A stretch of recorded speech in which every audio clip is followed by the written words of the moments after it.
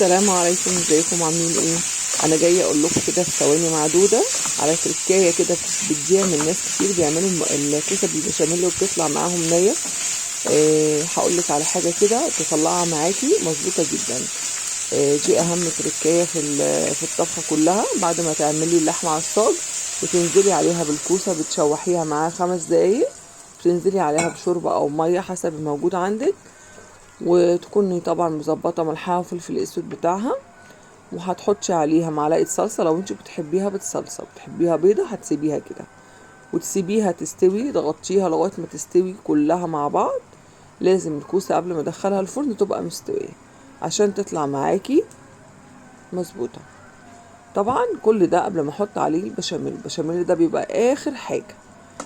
وده شكلها بعد ما بطلعها مش قادره اقول لكم، ما بنقدرش نسيبها خالص، طعمها بيبقى تحفه جدا.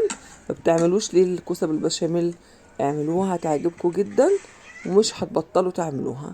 يا رب تكون النصيحه عجبتكم، والسلام عليكم.